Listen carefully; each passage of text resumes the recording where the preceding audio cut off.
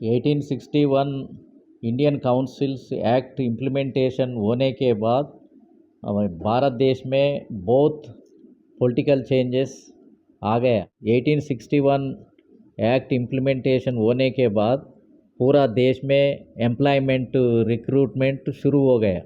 वो employment recruitment में वो टाइम पे वो ब्राह्मण वर्ग में बहुत इंग्लिश पढ़ने वाला ब्राह्मण वर्ग में ज़्यादा इंग्लिश पढ़ने वाले वो लोगों को रिक्रूट कर ले, वो लोगों को ज़्यादा रिक्रूट में ले लिया गए। वो इसलिए भारत देश में ब्रिटिश गवर्नमेंट में ज़्यादा एम्प्लॉयमेंट ब्रिटिश गवर्नमेंट में वो ब्राह्मण वर्ग से ले लिया।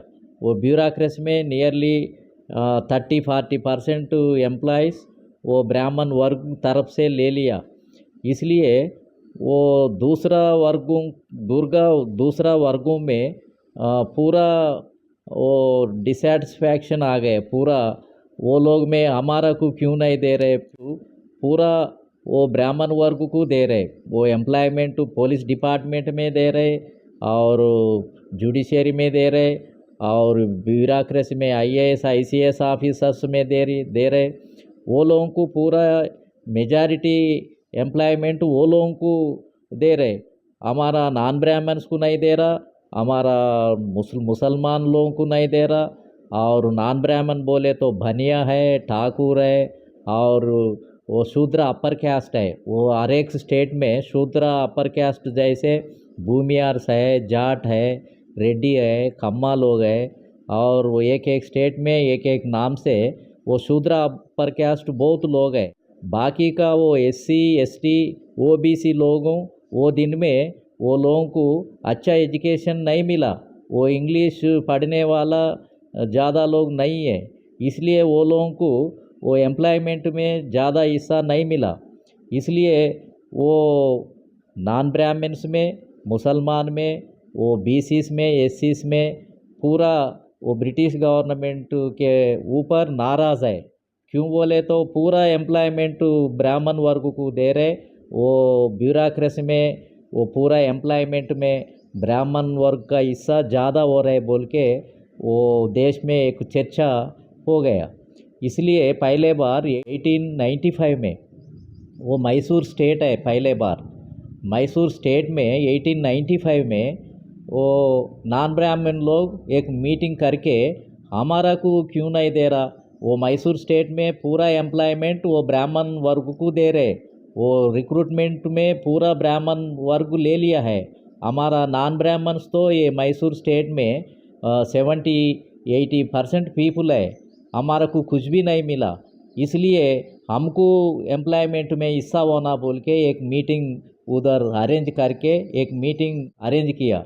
वो मीटिंग में वो डिमांड कर लिए हमारा को भी वो ब्रिटिश गवर्नमेंट का एम्प्लॉयमेंट में ब्यूरोक्रेसी में हमारा को भी हिस्सा होना बोल के एक रिजोल्यूशन पास किया।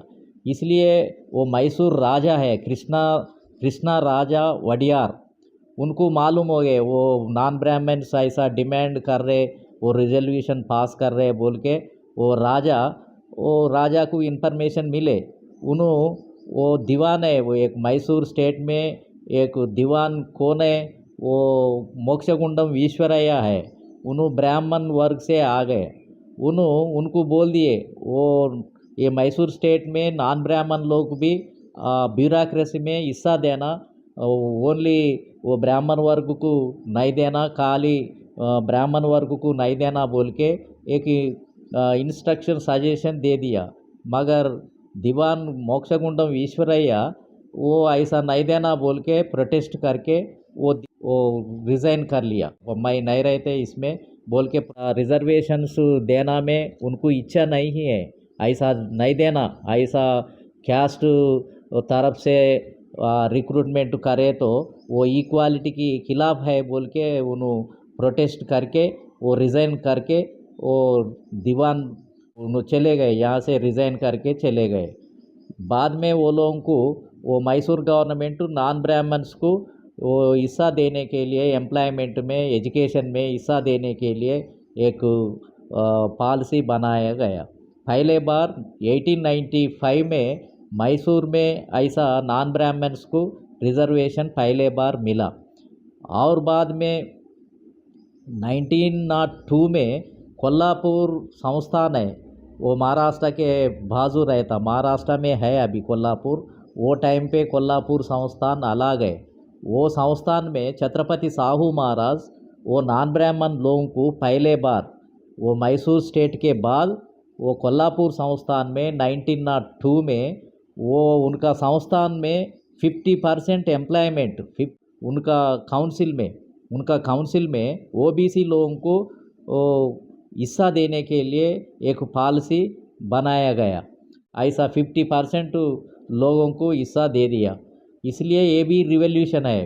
वो फर्स्ट तो मैसूर स्टेट में रिवॉल्यूशन आ गया नॉन ब्राह्मण लोगों को हिस्सा मिलने के लिए, और बाद में कोल्हापुर संस्थान में भी वो नॉन ब्राह्मण लोगों को हिस्सा मिलने के लिए मौका मिला। वो छत्रपति साहू महाराज वो रिवॉल्यूशनरी किंग है, उन्होंने अच्छा पॉलिसीज ला के वो गरीब लोगों को हिस्सा देने के लिए फैसला कर लिया है।